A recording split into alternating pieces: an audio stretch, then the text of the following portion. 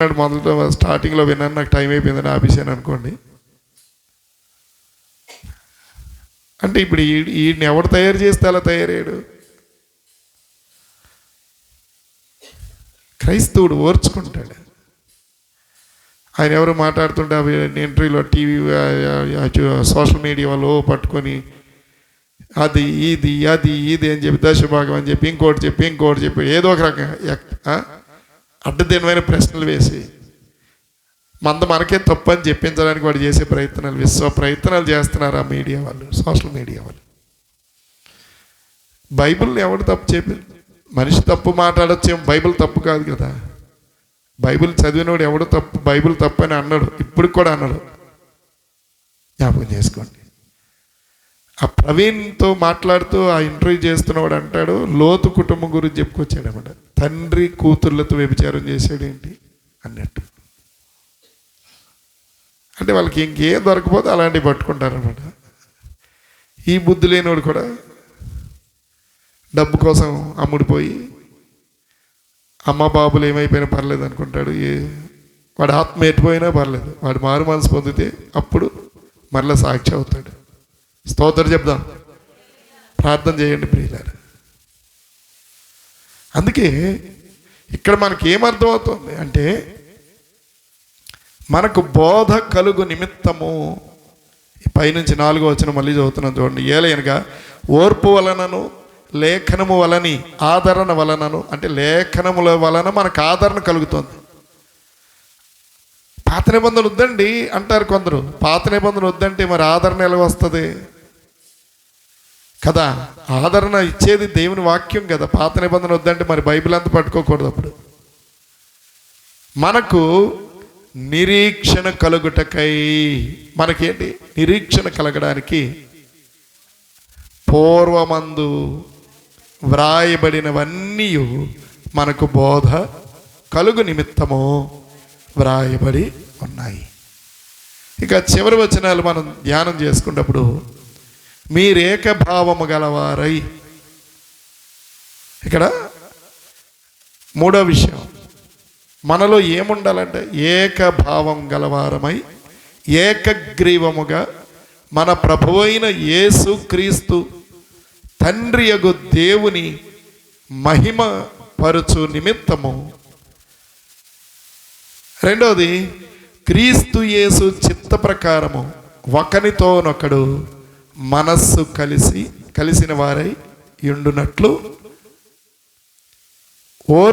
ఓర్చుకోండి, ఓర్పునకును ఆదరణకును కర్తయగు దేవుడు మీకు అనుగ్రహించునుగాక.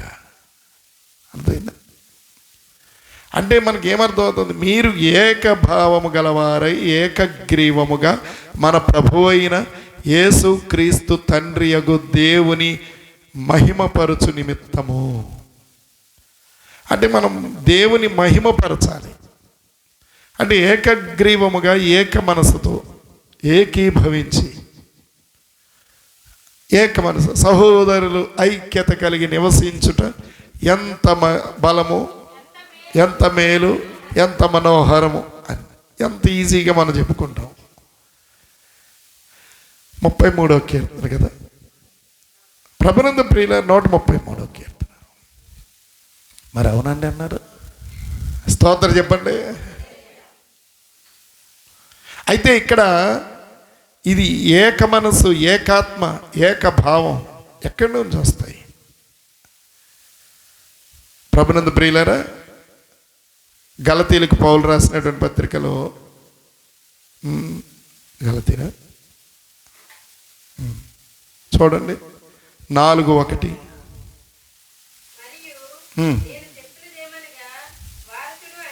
అది కాదు ఒక నిమిషం. ఎఫెసీలకు రాసిన పత్రిక 4:1. కాబట్టి ఈ మాట వినండి. మొట్టమొదట ఏక మనసు, ఏకగ్రీవము, ఏక మనస్సు, ఏకభావం రావాలి అంటే సమాధానం అనే బంధం ఉండాలి. ఏ బంధం ఉండాలి చెప్పండి అమ్మా? సమాధానం అనే.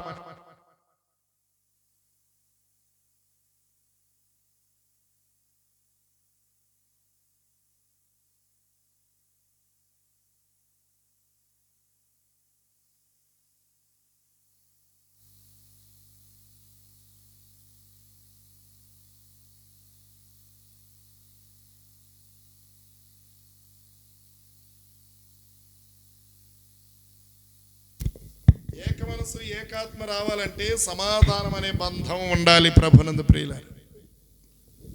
అంటే సమాధానం అనే బంధం లేకపోతే ఏక మనసు ఏకాత్మ రాదు. ఒకటి ప్రార్థన చేస్తుంటే మిగిలిన వారు బైబిల్ చదువుతారు, లేదా సెల్ ఫోన్లో చాటింగ్స్ చేసుకుంటారు, లేకపోతే ఇంకేదో చేస్తూ ఉంటారు. ఏక మనసు ఎక్కడొస్తుంది? ఈ పాటలు పాడేసిన వాళ్ళు కూడా ఏం చేస్తారు? పాటలు పాడేసిన నా పని అయిపోయిందని వేరే పనిలో ఉంటూ ఉంటారు. అక్కడ వాక్యం చెబుతుంటే ఇక్కడ క్రికెట్ చూస్తూ ఉంటారు. కాదంటారా? స్తోత్రం చెప్పండి. మరి ఏకగ్రీవం ఏకభావం ఉందంటారా? లేదు కదా. గుర్తుపెట్టుకోవాలి ప్రియులారా, మీరు ఏకభావము గలవారే ఏకగ్రీవముగా మన ప్రభు అయిన యేసు క్రీస్తు తండ్రియగు దేవుని మహిమపరచు నిమిత్తము అని ఇక్కడ ఆగాడు. అంటే ఆయన మహిమపరచాలి, ఏకభావంతో ఏకగ్రీవంగా మహిమపరచాలంటే సమాధానం అనే బంధం మనకు ఉండాలి. ఏ బంధం ఉండాలమ్మా? సమాధానం అనే బంధము. అమ్మా, సమాధానం అనే బంధము చేత కదా, సమాధానం అనే బంధము చేత ఆత్మ కలిగించు ఐకమత్యమును కాపాడుకొనుట యందు శ్రద్ధ గలవారై. ఇక్కడ మీకు అర్థమైందా? అంటే ఆ ఆత్మ కలిగించే ఐకమత్యమును కాపాడుకోవడం కొరకు ఇప్పుడు భౌతిక సంబంధమైన ఏకత్వం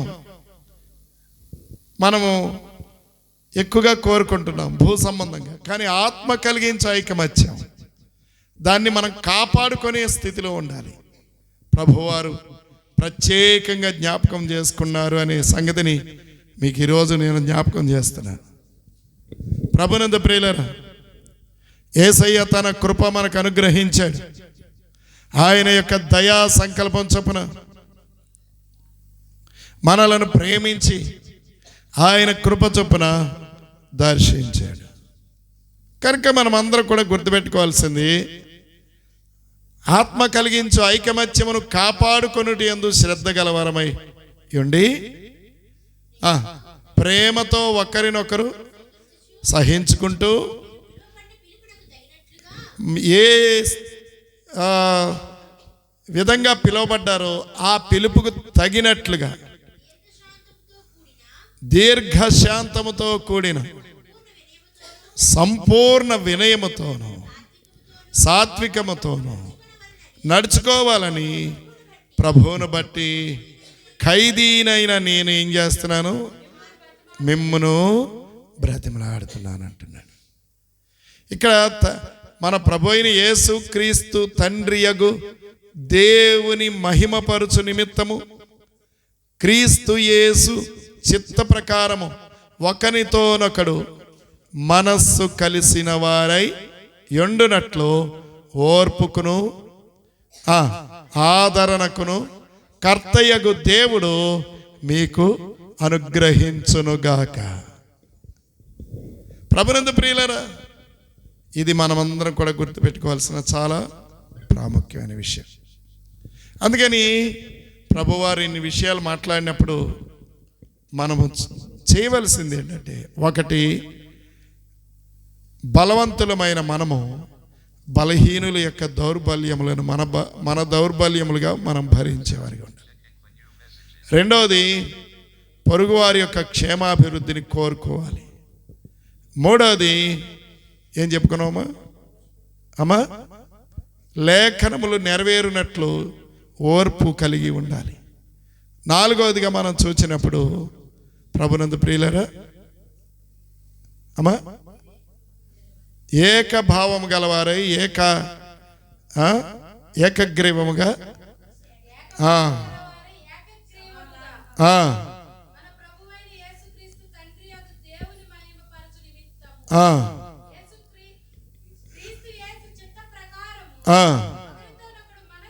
మనస్సు కలిసి ఉండాలి.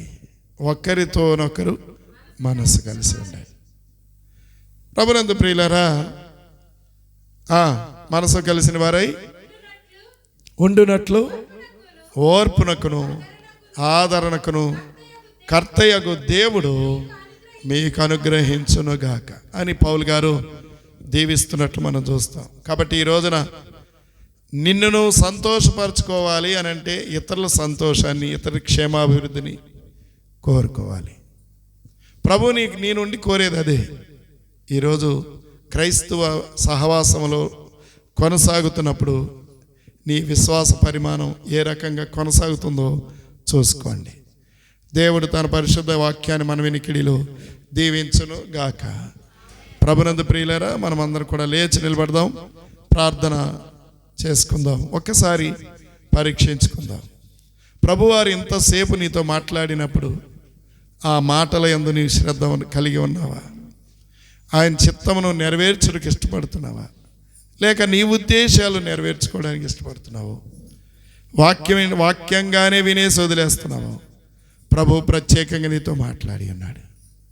మీలో ఎవరైనా ఒకరు ప్రేరేపించబడిన వారు, వర్తమానం ద్వారా ప్రభు నాతో మాట్లాడాడండి, నేను ఆ పొరపాటు మళ్ళా చేయను, నేను ఆయన చెప్పినట్లే వాక్యంలో పౌలు గారి ద్వారా మాట్లాడినట్టు నేను మళ్ళా ధ్యానించుకుంటూ ఆ ప్రకారం చేస్తాను అని సంధించబడిన వారు ఒకరు, అందరిలో ఆ వాక్యము ఫలించులాగా ప్రార్థించాలని కోరుతున్నాను.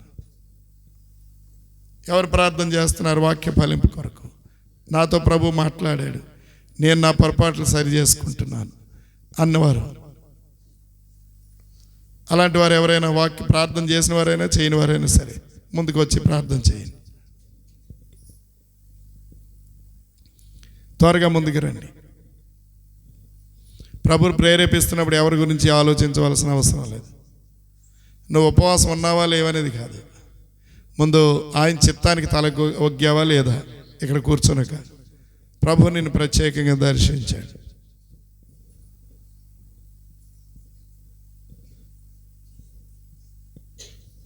ప్రార్థన చేస్తున్నారా లేదా?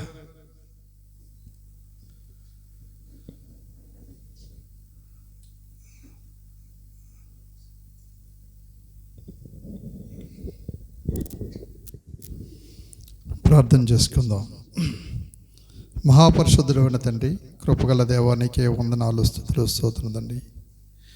నీ కృపను బట్టి, నీ దయని బట్టి నైనా ప్రభా, ఈ శుక్రవారం నాడు ఉపవాస ప్రార్థన దినంలో నైనా నాతో మీరు మాట్లాడిన విధానం బట్టి నీకు వందనాలు, స్తుతులు, స్తోత్రం తండ్రి. ప్రభా, ఇంతవరకు ప్రభా నేను విన్నవి అయ్యా, చూసినవి అన్నీ కూడా ప్రభా అది ఎటువంటి సందిగ్ధంలో ఉన్నాయో ప్రభా నాకైతే తెలియదు కానీ తండ్రి ప్రభా, ఈ దినము నుంచి నాయన ప్రభా అలాగ కాకుండా ఉండేట్లు ప్రభా మీరు ఈ యొక్క వాక్యం ధర్మములు స్థిరపరిచి బలపరిచినందుకు నీకు వందనాలు, స్తుతులు, స్తోత్రం తండ్రి. ప్రభా నాయనా, మీరు మాతో మాట్లాడారు కనుక ప్రభా మాలో ఏమైనా పొరపాట్లు ఇంకా ఉంటే సరిదిద్దుకోవడానికి కఠినమైన హృదయాన్ని తీసివేసి నాయన ప్రభా మాంసమైన హృదయాన్ని ఉంచినందుకు నీకు వందనాలు, స్తోత్రాలు. ప్రభా మాతో ఇరుగుపొరు వారి ద్వారా ప్రతి ఒక్కరికి మేము ఒక మాదిరికరంగా, వారి క్షేమాభివృద్ధి కోరుకునే బిడ్డలుగా, మేము అనేక మందికి మాదిరికరంగా ఉండే బిడ్డలుగా మమ్మల్ని ఉంచినందుకు నీకు వందనాలు, స్తోత్రాలు. అలాగే మేము లేకపోతున్నామేమో తండ్రి ప్రభా, కఠినాత్మలు అయిపోతున్నామేమో ప్రభా, అయ్యా మమ్మల్ని మరొకసారి క్షమించండి ప్రభా, నీకు వందనాలు, స్తోత్రాలు. ఇక నుండి అలా కాకుండా ఉండినట్లు ప్రభా మమ్మల్ని జ్ఞాపం చేసుకొని ప్రార్థిస్తున్నాను తండ్రి, వందనాలు, స్తోత్రాలు. నన్ను ఈ వాక్యం ద్వారా ప్రతి ఒక్కరూ విన్నారు నాయన ప్రభా, ప్రతి ఒక్క మాటను విన్నారు, జాగ్రత్తగా విన్నారు ప్రభా. విన్న వాటిని ప్రభా హృదయంలో పదిలిపరచుకోవడానికి నాయన మీరు ఈ అవకాశం ఇస్తున్నారు ప్రభా, నీకు వందనాలు, స్తోత్రాలు. బాగా నెమరు వేసుకోవడానికి నాయన ప్రభా మీరు ఇచ్చిన సమయాన్ని బట్టి నీకు వందనాలు, స్తుతులు, స్తోత్రం తండ్రి.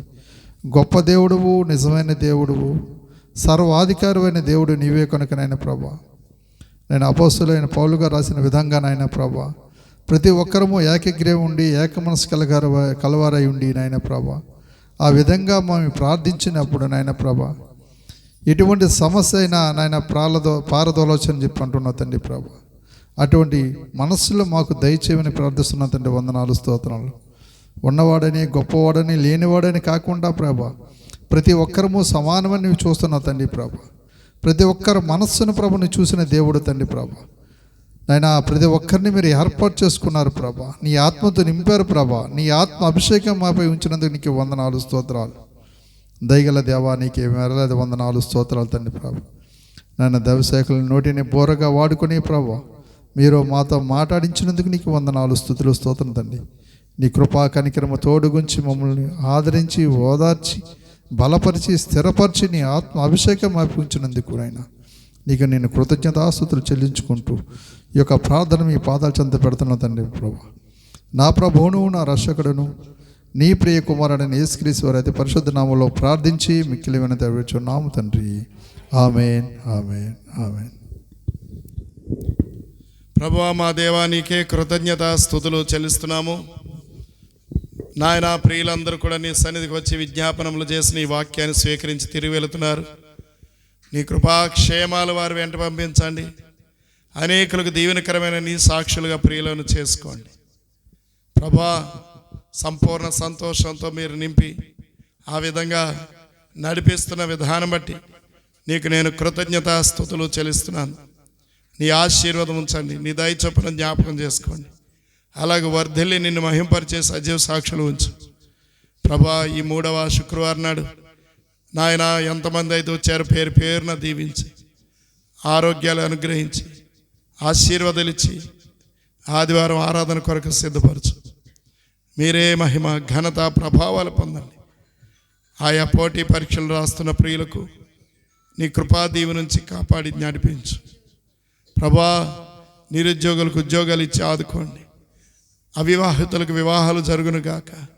సంతానాలు ఏమితో బాధపడే ప్రియులకు సంతానము మీరే దయచేయగలరని నమ్ముచూ స్తుతిస్తున్నాం ప్రభా. సంపూర్ణమైన ఆశీర్వదించి బలపరచు నాయన. ఉద్యోగాలు చేసుకున్న ప్రియులకు పదోన్నతి కలుగు చేయండి అయ్యా. 10వ తరగతి ఇంటర్మీడియట్ పరీక్షలు రాయబోతున్న ప్రియులు వారు చక్కగా పరీక్షలు రాసి పాస్ అవుదురుగాక ప్రభా. మొన్న నాయన కాంపిటేటివ్ ఎగ్జామ్ రాసిన కానిస్టేబుల్ ఉద్యోగం కోసం రాసిన కరణ్ పక్కన బట్టి స్తుతిస్తున్నాను. ఆమెతో పాటు ప్రభా ప్రిస్కిల మౌనిక వచ్చే బుధవారం లక్షవారం నాడు నాయన పరీక్ష SBIలో పరీక్షలు రాయబోతుండగా నాయన ఏదో ఒక ఉద్యోగం ఇచ్చి వారిని ఆదుకోమని అలాగే ప్రియులందరినీ జ్ఞాపకం చేసుకోమని అడుగుతున్నాను దేవా. 24వ తారీఖు వరకు ఆ గ్రామం వెళ్ళబోతున్నాం. మాకంటే ముందు మీ సన్నిధి పంపించండి. అన్యుల మధ్యలోకి వెళుతున్నాం ప్రభా. ఎటువంటి వ్యతిరేక శక్తులు దుష్ట శక్తుల ప్రభావం ఎవరి మీదను పడకుండునుగాక ప్రభా. నీ కృపను అనుగ్రహించి మేలు చేయండి. సంపూర్ణమైన మీ దీవెనతో నింపి అలాగూ మీరు నడిపిస్తున్నారని ఎరిగి నిన్ను స్తుతిస్తున్నాను. నీ దయ చొప్పున జ్ఞాపకం చేసుకోండి నాయన. తగిన రీతిగా బలపరిచి కాపాడగలరని నమ్ముచున్నాను నాయన. మీకే వందనాలు. నీ రాకడ ఆలస్యమైతే ఆఖరి శుక్రవారం నాడు ఉదయకాలం ఉపవాస ప్రార్థనలో రాత్రి ఆల్ నైట్ ప్రేయర్లో మీ యొక్క ఆత్మ కార్యమును జరిగించగలరు అని విశ్వసిస్తున్నాం ప్రభు. నీకే వందనాలు స్తుతులు. నీ దేన సేవకుడు నన్ను నా భార్యను బట్టి స్తుతిస్తున్నాం ప్రభా. మమ్మల్ని ప్రేమించారు మీరు ప్రభా. కనుకనే 29 ఏండ్లు ఈ భూమి మీద కుటుంబంగా మేము బ్రతకడానికి నీ కృపను అనుగ్రహించి బ్రతికిన తర్వాత ప్రభా నీ పనిలో ముందుకు వెళ్ళడానికి నాయన మీరు దయచేసిన ఆ కృపకై కృతజ్ఞతలు దేవా. మాకు ఇచ్చినటువంటి వారిని బట్టి ఆత్మ సంబంధమైన బిడ్డలు భౌతికమైన బిడ్డలు వారందరిని బట్టి నీకు కృతజ్ఞతలు. నీ కృపాదీవ నుంచి కాపాడి నడిపించు. మీరే మహిమ, మీరే ఘనత, మీరే ప్రభావాలు పొందుకోమని యేసు ప్రభువు పరిశుద్ధ నామములో స్తోత్రం చెల్లించి ఇదిగో నాయన సహోదరి బచ్చబా కూడా మాతో వచ్చి నీ సన్నిధిలో ప్రార్థించి స్తుతించి ఉంటుండగా ఆమెకు రావాల్సిన దీవెనలు కుటుంబానికి రావాల్సిన ఆశీర్వాదాలు మెండుగా అనుగ్రహించు. వారి సంఘమును పాస్టర్ గారిని ప్రభా దీవించండి. డేవిడ్ రాకపోకల్లో వారి బిడ్డ భవిష్యత్తులో మీ దీవెన ఆశీర్వాదం ఉంచు. నీ కుమార్తె కూడా ఆరోగ్యం ఇచ్చి సువార్త పరిచర్యలో నమ్మకంగా వాడుకో. యేసు ప్రభువు నామములో స్తోత్రం చెల్లించి ప్రార్థించి నీ చేతిలో పెడుతున్నాను తండ్రి. పరలోకమందున మా తండ్రి, నీ నామము పరిశుద్ధపరచబడుగాక, నీ రాజ్యం వచ్చుగాక, నీ చిత్తం పరలోకమందు నెరవేరుచున్నట్లు భూమి యందును నెరవేరునుగాక. మా అనుదిన ఆహారం మాకు దయచేయము. మా రుణస్తులను మేము క్షమించి ఉన్న ప్రకారం మా రుణములను క్షమించము. మమ్మల్ని శోధనలోనికి తేక కీడు నుండి తప్పించము. ఏలైనగా రాజ్యము బలము మహిమ నిరంతరము నీవైనావు తండ్రి. ఆమేన్. యేసు రక్తమే జయం. ప్రభు యేసు రక్తమే జయం. ప్రభు యేసు నామమునకి సంపూర్ణ విజయం కలుగును గాక. అపవాది క్రియలకు అంత నాశనం కలుగును గాక. ఆమేన్.